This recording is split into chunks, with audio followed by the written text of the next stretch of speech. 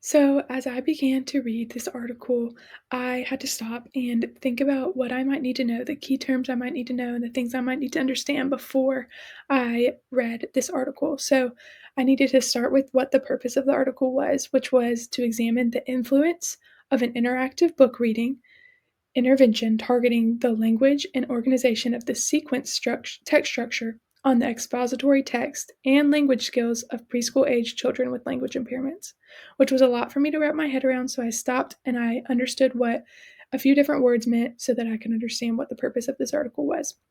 First, I started with what an interactive book was, which an interactive book reading is when the teacher makes comments and poses questions throughout the story. So this encourages the students to share their ideas and it encourages them to just engage in the text. And then I also needed to understand what expository texts were, which expository texts just include factual information about topics and phenomena that children may experience in everyday life. So expository texts also reflect a variety of text patterns and related language. So they may include any combination of text structures within a single text. And I just needed to know that before I could move on to understanding this purpose. And finally, I needed to know what text structure was. So text structure is just the original pattern of a text. So the students were looking at different patterns of text and different text structures and just learning about first, next, then, last in a story. And this article did find that the children with language impairments made a significant amount of improvements in their receptive understanding of sequence signal words, vocabulary, and science topic knowledge from the pretest to the post-test, which was positive findings. So I think that just that knowledge helps us know that educators need to use interactive books of expository text in their classroom. I also think teachers need to know to use consistency.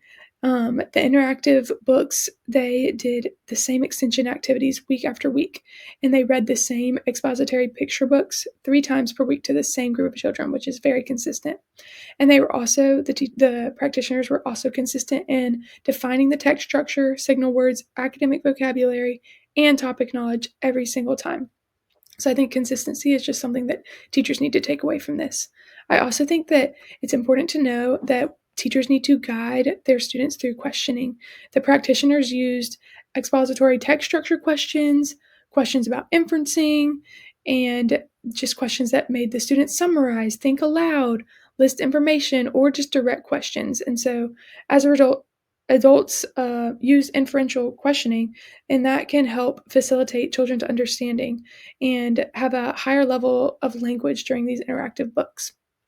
Next, I think it's important for students or for teachers to team up. The special education teachers need to team up with speech pathologists so that they can come up with interventions together that will benefit the students.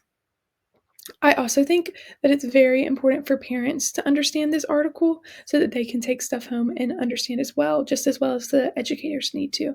So I think it's important for parents to know that these practitioners use different strategies. So at home, these parents can use different strategies. The practitioners used one strategy, and if that strategy worked really well, they used it again the next day and tried a new strategy along with the one that worked well.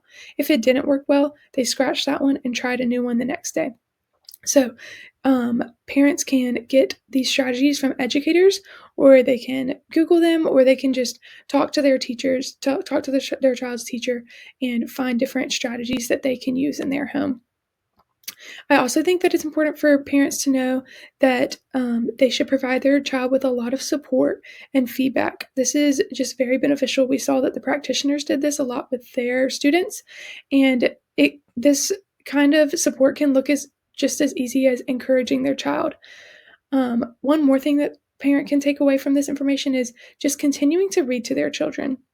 It's important to read to your child if they have a language impairment or if they don't, but children with language impairments can benefit from reading, as we saw from this article. So we need to make sure that we are continuing to work on reading, and you can talk to your educators at school to be able to find out what the best way to read to their child is, while maybe doing an interactive book reading at home. This is something that they can learn these strategies from the school or from this article, and they can implement them at home.